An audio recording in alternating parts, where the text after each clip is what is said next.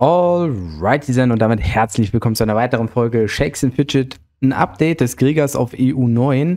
Vorher aber noch ein kleines anderes Thema, und zwar ist Bolognese hier auf dem Server eine Gilde, die extrem viel damit zu kämpfen hat, dass man überhaupt 50 Leute ist.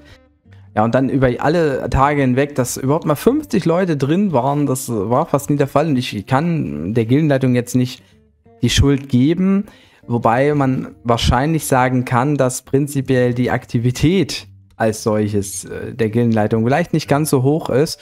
Und ja, bin 11 Tagen zweimal Meinungen zu Fusion gefragt worden, wo ich sage, ich join eigentlich eine Gilde, wo ich denke, dass ein Kern von Leuten auch in der Lage ist, länger als ein paar Tage zu spielen, um dann gemeinsam Ziele zu erreichen, wie zum Beispiel die Raids und vor allen Dingen den Elevator. Ich spiele ja immer den ersten Elevator eigentlich mit bei neuen Servern. Und da gebe ich auch gerne viele Pilze aus für die Gilde, aber es fühlt sich im Moment, muss ich ganz ehrlich sagen, auf diesem Server nicht so gut an.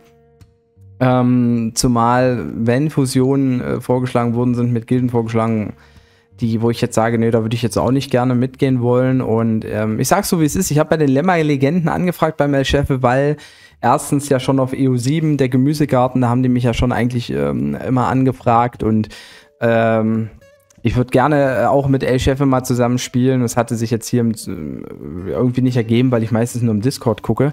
Und da hatte ich zu spät schon Lemma-Legenden gesehen, da hatte ich mich schon für die Bolognese entschieden, und das möchte ich dann halt auch nicht quitten, ne? Wenn ich mich entscheide, möchte ich nicht plötzlich sagen, nee. Ja, also da gehört schon ein bisschen mehr dahinter. Ich habe angefragt und habe ja natürlich gesagt, dass ich nicht langfristig spielen werde, aber solange wie ich spiele halt eben auch gut supporten will. Die sind jetzt voll. Ich weiß nicht, was die für eine Warteliste haben. Also es kann auch sein, dass ich gar nicht wechseln kann, weil ich will ja auch keinen Platz jetzt hier wegnehmen. Ne? Also ein loyaler Spieler bei den Lemma-Legenden soll ja nicht wegen mir gekickt werden. Schauen wir mal, wie es ist. Kommen wir mal zum eigentlichen Thema. Es ist ja jetzt der letzte Tag des zweiten Eventwochenendes. Also im Prinzip eigentlich immer so, wenn man Freitag Tag 1 rechnet, ist dann der andere Freitag Tag 8. Dann ist es jetzt im Prinzip Tag 10. Und ja, dieses Event ist oftmals Epic-Event, weil man dann halt auch ein bisschen hochpushen kann. Ne? Einige haben jetzt höher gepusht, die schon relativ hoch im Level waren. Andere sind jetzt auch in diesem Bereich 200 bis 220 vorgedrungen. Und speziell im Laufe der Krieger möchte ich mir das mal angucken, denn da fallen ein paar Sachen auf. Also das Mashup ist 200 und auch Zyntaros sind 200. Und das sind weitestgehend die einzigen Krieger, die ich, glaube ich, in der Unterwelt schon sehen kann. Ne, wenn man jetzt hier in der Unterwelt ist, ne, und wenigstens 5er Upgrade hat, 6er Upgrade, hat man wahrscheinlich auch den Gladiator-Trainer soweit. Und ja, wir können ja mal durch. Obwohl, das ist auch noch ein Krieger, guck mal. Give Me Kettle Horse ist auch schon dabei bei den Lemma-Legenden. Der ist auch schon auf 7. Also der könnte vielleicht sogar noch ein bisschen hochgehen. Hier mal, Moment. Ach ne, das ist Smash Up. Ja, weil da unten ist eigentlich kein Krieger mehr. Ja, also 74 Leute in der Unterwelt. Ich bin auch noch nicht drin, aber ich bin jetzt eigentlich kurz davor, das alles schaffen zu können. Und das möchte ich auch machen, weil natürlich mit Gladiator-Trainer der Level-Push in Richtung 200 einfach viel einfacher ist. Und was mir auch aufgefallen ist, bei allen Spielen, die wir jetzt gesehen haben, bei den Kriegern, haben die irgendwie auch anscheinend nicht den Arena-Manager mit dabei. Also keine Items mit Runen. Das kann ja auch noch mal was bringen. Ich habe jetzt den Arena-Manager auch überhaupt nicht gut gespielt. Das ist mal klar. Aber man hat ja trotzdem die Chance auf Hitpoints. Man hat die Chance auf höheren Damage. Und das beides kombiniert ist natürlich sehr, sehr stark. Und auch notwendig, wenn man jetzt hier mit dem Krieger eben auch weiterkommen will. Und ich weiß nicht, was ich heute noch mache, muss ich ganz ehrlich sagen. Ich werde euch aber am Ende des Tages ein kleines Upgrade geben. Und weil mir die Klasse eben sehr viel Spaß gemacht hat, ich habe die ersten 3 Tage ja wirklich sehr, sehr gut, sehr, sehr effektiv gespielt. Also was heißt effektiv? Ich habe ziemlich weit gepusht für meine Verhältnisse als Krieger, habe geguckt, wie viel es kostet, und habe festgestellt, es war jetzt gar nicht so viel krampfhafter als mit Bersi. Aber der Unterschied kommt halt jetzt auch so ein bisschen, und ich habe es natürlich in den Dungeon-Chancen gesehen. Und ja, deshalb werde ich jetzt mal schauen, was sich eben noch ergibt hier in aller Ruhe. Und ja, also mit der Festung, wie gesagt, für die Unterwelt, das müsste eigentlich klappen. Zumal ich noch volle Alu habe mit Expeditionen. Ich habe auch noch Glücksrad, das ist auch noch dabei. Also da kann noch ein bisschen was gehen, ja. Ja, machen wir doch einfach gleich mal Butter bei die Fische, würde ich sagen. Gehen wir in die Upgrades rein. Dann mein 10 ist das Ziel. Warum habe ich eigentlich die Kopfhörer auf? Ich brauche sie doch nicht. Ich weiß, wie diese Sounds klingen. Wow. Ja, doch. Also es reicht auf jeden Fall fürs Upgrade, aber man sieht, es ist noch nicht viel Stein zum Suchen. Das sind jetzt noch nicht mal 3 Durchgänge, die ich habe zum Suchen. Ja, und da müssen wir schon mal jetzt hier auch reingehen. Bitte, ich brauche auf jeden Fall Steine. Steine sind sehr wertvoll. Also sehen wir natürlich auch das Problem, was ich ein bisschen habe bei der Gilde, dass dann auch durch die vielen Leute immer auch die Steine nicht so gut sind. Ne? Also das fällt dann schon ein bisschen rein ins Gewicht. So, Moment, die können wir mal nehmen hier. Sag weg. Ja, Steine sind beliebt, ja. Steine sind gerne gesehene Gäste.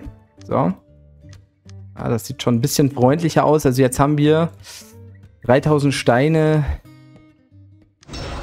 die das kostet. Dann mein Arbeiterquartier ist natürlich nur auf 8. Das heißt, pilztechnisch ist es auch intensiver gewesen. Definitiv intensiver. Und wir können jetzt fast 8-mal suchen. Naja, wir können auch attacken. Und ja, das habe ich natürlich auch gemacht. Also man sieht, man ist jetzt 74 Leute, die die Unterwelt erst haben. Das heißt, wenn man jetzt auch erst in dem Bereich ist und vielleicht die Gemma noch gar nicht hochgemacht hat, weil man sie nicht skippen will, dann ist das vollkommen okay. Also 74 Leute vom Server haben das gemacht und das ist nicht der Schnitt. Ja. Also die es später machen, nächste Woche machen, vollkommen in Ordnung. Ja. Also auch ich jetzt habe, obwohl ich habe ja auch keine Festungspartnerschaft gespielt, bei mir hing es jetzt nicht an den Pilzen, sondern vor allem an den Ressourcen. Ich bin über normale Angriffe reingegangen, ich pendel hier immer und her zwischen Rang 600, Rang 800. Also das ist auch okay. Ja, das ist auch okay, da braucht man sich jetzt nicht hier großartig schämen. Vento gibt mir, glaube ich, ein bisschen was. Ja, manchmal merkt man sich dann die Namen auch, die ein bisschen viel haben. Ja, manchmal nehme ich auch weniger an. Obwohl, ich sage, Quatsch, habe ich den ersten nicht nehmen sollen. Jetzt habe ich den genommen. Adka, Klein, Moretti. Ja, nehme ich den jetzt hier. Da haben wir zumindest jetzt auch noch einen Durchgang. Und jetzt braucht man halt natürlich auch das Glück. Ich bin ein Glückskind, kann man so sagen. Ja, mit dem Herz der Unterwelt ist es natürlich jetzt viel einfacher. Jetzt müssen wir uns aber auch erstmal das Pack gönnen. Ja. Ja, und so könnte die Unterwelt aussehen nach dem ersten Paket für die 25 €. Ich habe das Herz Darkness auf 6, Gladiator Trainer auch auf 6. Gibt ihm 66 mehr Critical Hit Damage Bonus. Und wenn man halt vorher SF Game Tools gemacht hat, was ich jetzt leider nicht gemacht habe, dann sieht man da ganz krasse Unterschiede. Man kann es ja trotzdem auch nachstellen, wenn man will. Was man eigentlich nicht machen sollte, wäre in dem Fall eigentlich Soul Extractor auf nur 3 zu lassen. Also eigentlich müsste man Heart of Darkness und Soul Extractor immer mitziehen gemeinsam. Dann wäre ich bei 5,5 gewesen bei allem dreien. Aber wir haben jetzt sowieso kein Seelen-Event. Das ist jetzt mir auch nicht ganz so wichtig. Dementsprechend habe ich das schon mal hochgemacht. Adventure-Matic Gold-Level habe ich dann mit dem Rest ein bisschen hochgezogen, Wächter und Untergeht. Also damit man natürlich auch durch das Helden Luren wieder ein paar Seelen farmen kann. Und jetzt geht es vor allen Dingen eigentlich darum, mit diesem Boost auch halt relativ gut durch die Dungeons zu kommen. Jetzt mal ohne, dass ich jetzt in die SF Game Tools reingucke. Also ich hatte schon eine gewisse Chance gegen ihn. Sollte diese Chance jetzt nicht unbedingt geringer geworden sein. Und ja, da ist er auch schon gefliegt. Shadow World jetzt auch freigeschalten. Das wird langfristig recht wichtig, wenn man also erfolgreich sein will in Richtung Level 200. Im Moment für mich noch nicht ganz so relevant. Gut, das ist ein Endgegner. Da habe ich jetzt gar keinen Überblick. Wir können ja mal in die SF Game Tools reingucken. Ja, und so sieht Stand jetzt aus. Das ist schon mal ganz gut. 3,77%, obwohl ich ja nicht geskillt habe und auch nicht meine Waffe irgendwie verbessert habe oder irgendwas. Ne? Also, das ist schon ganz okay. Wenn wir jetzt natürlich mal aus dem Gladiator 6 eine 0 machen, dann gucken wir uns das Ganze nochmal an, ja, und da sehen wir natürlich den Unterschied, ja. Also Gladiator 6 macht da extrem viel aus. Also wenn ich jetzt mal hier weitergehe, rein nur jetzt mit den Werten, okay, Black Skull Warrior, da müsste man schon mal neu equippen tatsächlich. Aber das können wir auch machen, also ich komme da auf relativ gute Werte. Das heißt, wir können jetzt hier nochmal reingehen, ohne uns neu zu equippen, würde ich sagen. Das ging auch fix. Und da haben wir hier so eine Blume bekommen, die hat viel Gold. Ja, und dann können wir jetzt natürlich auch mal neu reingehen. Und ja, das alte Ego, das nehmen wir auch mit, ganz klar. Und da haben wir jetzt hier zum Beispiel was bekommen. Ja, das ist schlechte Rüstung, Kappa. Aber ist es ein Epic. Und wir haben Cold Resistance schon dabei, die wir jetzt hier zwar nicht brauchen, aber die wir gerne gegen Hitpoints austauschen können. Und, ich werde mich jetzt halt so ein bisschen equippen. Und ja, mal gucken. Also Steine skippen ist jetzt halt nicht mehr so geil. Ja, also ich werde mal die alten Steine hauptsächlich nehmen. Ja, das ist dann doch relativ teuer. Kostet ja auch viel. Davon mal abgesehen kostet das viele Ressourcen, die ich jetzt gar nicht im Moment habe. 9 Stunden. Ja, ich muss Arbeiterquartier nachziehen. Das ist nicht so wichtig jetzt hier auf dem Server. Aber man sollte es eigentlich machen. Ja, erstmal Thank you und CG selber. Ja, gucken wir mal, wie es hier dann noch eben weitergeht und wo es dann endet. Ja, und den Twister kann man natürlich auch gut mitnehmen, gerade mit dem erhöhten Crit-Damage, da kommt man auch noch mal weiter. Und was halt auch ganz interessant ist, ja okay, gut, hier sehen wir es nicht. Bei einem Schild gibt es ja, glaube ich, keine Runen, soweit ich weiß. Aber die Epics, die man halt bekommt, ne, wenn man jetzt wenigstens auch über 1000 Runen hat, die haben dann in der Regel auch eine Rune drin. Und das ist halt schon auch sehr praktisch.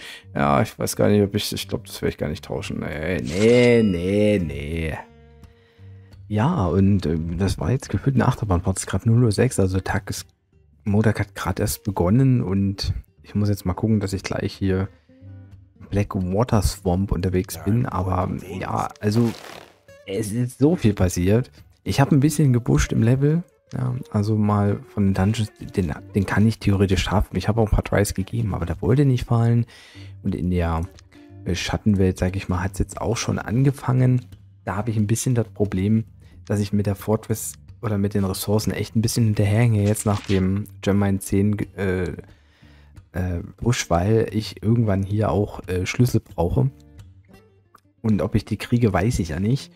Und ich habe tatsächlich auch nicht mehr so viele Pilze auf dem Char gehabt. Und dann habe ich so gesehen mit Bolognese, ich weiß nicht, was da rauskommt. Und vielleicht kann ich bei El Chef joinen und so. Deshalb habe ich gedacht, gut, ich mache ruhig. Und dann kam dann doch vor Ende des Tages, ja, gab es plötzlich, also Villain Factory hat dann tatsächlich fusioniert, hat Leute gekickt. Die sind da jetzt reingejoint teilweise. Und die Deutschen, die darauf keinen Bock hatten, habe ich so das Gefühl, die sind schon woanders untergekommen. Also ich hatte vorhin einen Spieler gesucht, der ist auch in einer anderen Gilde drin, habe ich gesehen. Jetzt bin ich eben auch bei Asen gelandet, weil tatsächlich, ich hatte einfach nochmal alternativ den Gildenleiter angeschrieben. Also Kepso hatte ich auch auf Discord angeschrieben. Der meinte aber, der denkt, dass kein Platz mehr ist. Ja, war ich fein damit. Parallel hatte ich aber Geradil in-game angeschrieben und der meinte irgendwie, ja, der müsste eh noch einen raushauen. Und jetzt bin ich bei Asen gelandet. Linz ist jetzt hier mit dabei auch. Der war ja bei mir bei Bolognese. Ja, Wallach habe ich in der Festung gerne angegriffen. Tatsächlich, wenn ich ihn gefunden habe. Weil er gute Dings hatte. Also bin ich jetzt von einer ursprünglich potenziellen Gilde in eine weitere potenzielle Gilde reingejoint und muss jetzt gucken, dass ich vor allen Dingen Hall of Night nachziehe und so in den nächsten Tagen. Also vielen Dank, dass Sie mich aufgenommen haben. Ich werde mich auch nochmal irgendwie bei Discord vorstellen. Ja, spiele ich eben jetzt hier auch mit Kepso zusammen, ist ja auch ganz nice. Und ja, ich stehe jetzt halt hier so auf 169. Also im Laufe der Woche werde ich auch versuchen, ein paar Dungeons nachzuholen. Ich muss mal gucken, nächste Woche Event ist, glaube ich, auch kein Festungsevent, was ein bisschen blöd dann ist. Aber ja, ich denke mal, da werde ich schon irgendwas hindeichseln können. Ja, also in der Regel spiele ich eigentlich jetzt auch gerne die Expedition ja weiterhin, aber wenn ich natürlich Blackwater Swamp finden muss, dann muss ich ihn auch finden. Ja, dann ist die Frage, ob ich ihn auch bekomme. Ach Quatsch, na gut. Das ist auch noch so ein Ding, ich muss mir auch noch mal, na gut, ich kann mich zumindest mal so schnell in die Quest setzen, da kriege ich wenigstens ein bisschen mehr. Ach, hier ist ja Blackwater Swamp, ein bisschen mehr Bunny. Ich muss auch noch mein alter Ego jetzt ein bisschen befüllen. Damit ich da volle Slots kriege und auch das ist ja ein bisschen hilfsintensiv und so, deshalb hatte ich da jetzt erstmal die Bremse drin. Also wir gucken mal, was passiert. Ich will auf jeden Fall im Elevator gut mitspielen. Und da ist es ganz gut, eben wirklich auch eine stabile Gilde zu haben. Ich bin auch ganz froh eigentlich darüber, dass hier hauptsächlich Deutsch gesprochen wird, muss ich auch mal sagen. Und ja, danke. Danke. Und Ziggy, hier geht es ja auch gut los, selbst nach dem Event. Ne? Hier, Sauerkirsche macht hier gerade was. Ach, Sauerkirsche, ich habe Bock auf so Kirschen im Glas. Ja, so. Süßkirschen. Sauerkirschen auch. Nehme ich auch. Nehme ich alles mit. Also, das war's dann erstmal. Tatsächlich hatte ich für diesen Push, ich hatte noch knapp 2000 Pilze auf der Hand. Ja, und da ist natürlich einiges weggegangen für die Skippings und auch für die Unterwelt. Also bin ja da jetzt sogar auf 7. Stimmt, da habe ich mir das Paket nochmal geholt. Also waren ein paar Pilze mehr und ich hatte noch 500 übrig. Also, ja, das waren schon so über 50 Euro, die da reingeflossen sind, jetzt nur um auf 169 zu sein. Und ja, das ist schon, da muss man schon überlegen, will man das jetzt wirklich durchziehen. Aber wie gesagt, da hätte ich vor allen Dingen, also hätte ich das durchziehen wollen, hätte ich vor allen Dingen mehr Ressourcen gebraucht, einfach um da jetzt abgesichert zu sein. Ich hätte vielleicht dann doch Gemma noch nicht auf 10 nehmen müssen und versuchen einfach über die so besseren Steine dann durchzukommen bei einer besseren Gilde, beziehungsweise bei besseren Werten und höherem Level. Das kann ich jetzt halt nicht, weil Steine farmen ist halt auch überhaupt nicht drin jetzt. Ich habe einen besseren Stein drin. Also so viel nochmal zum Thema. Die anderen sind alle noch alt. Und das ist natürlich jetzt auch schon ein ganz schöner Unterschied, ja. Gut. Also, ne, würde ich sagen, war es das von mir. Ich wünsche euch einen schönen Start in die Woche. Haut rein, macht Tschüss und Servus. Euer Basti.